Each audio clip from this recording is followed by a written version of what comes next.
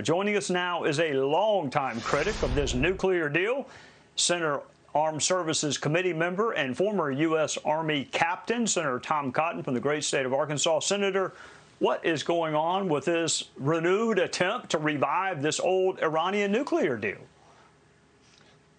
Well, Trey, you tied the dots together there pretty well.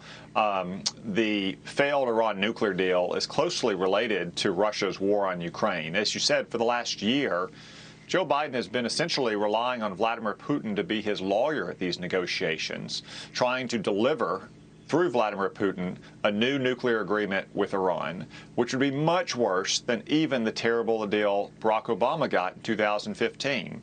It would allow Iran to be a threshold nuclear state while giving them hundreds of billions of dollars to continue their reign of terror throughout the Middle East, such as, for instance, shooting ballistic missiles at Erbil, one of the largest cities in northern Iraq, in addition to what they also do, like shooting missiles through their proxies at major cities in the United Arab Emirates or bases where Americans have soldiers, or even trying to assassinate former Trump administration officials on the streets of the United States. Perhaps Joe Biden should stop negotiating with the world's worst state sponsor of terrorism and start holding it accountable.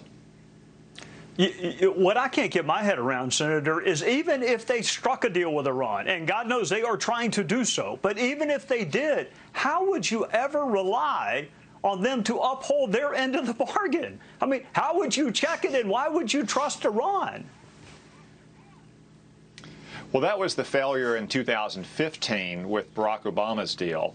It put Iran on the path to being a nuclear power. It didn't even impose many obligations on them. But, Trey, this deal would be even worse. I think Joe Biden feels that he can trust Iran to keep its end of the bargain because it doesn't really even have any responsibilities under what we've been hearing. Not only would they be allowed to become a threshold nuclear state, but President Biden's even talking about lifting sanctions against things like the Quds Force and the Revolutionary Guard Corps, the shock troops of the Iranian regime, that are totally unrelated to their nuclear program. They face sanctions because of their support for terrorism, their human rights abuses. So I guess Joe Biden's plan is that the Ayatollahs will uphold their commitments when their commitments are essentially zero.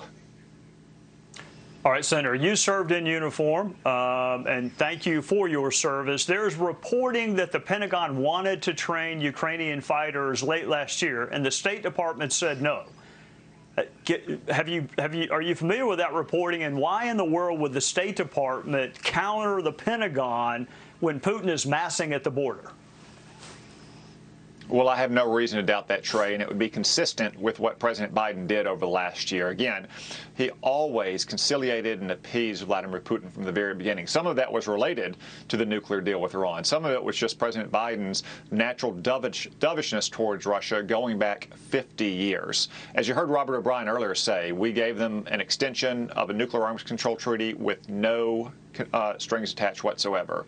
We let them continue building that gas pipeline, Nord Stream 2, underneath the Baltic Sea. We rewarded the last buildup on Ukraine's border with a fancy summit in Europe. And at the same time, we were denying Ukraine what it needed to prepare to defend itself from this invasion, like anti-aircraft missiles, which President Biden thought would be too provocative, or apparently providing more American trainers in December to help train the Ukrainian army on those missiles and on other tactics. Again, the logic behind those decisions is President Biden thought it would provoke Russia to invade Ukraine. How foolish does it look in retrospect? Yeah, Senator, that's what I'm struggling with. I mean, they are bombing children's hospitals and maternity wards, and we are worried about escalating their hostilities. I mean, I don't know what else you can do beyond bombing maternity wards and children's hospitals. But as I said, thank you for your service to our country. My best to Anna, and look forward to having you back on. Thank you, Trey. Hey, Sean Hannity here. Hey, click here to subscribe to Fox News YouTube page and catch our hottest interviews and most compelling analysis. You will not get it anywhere else.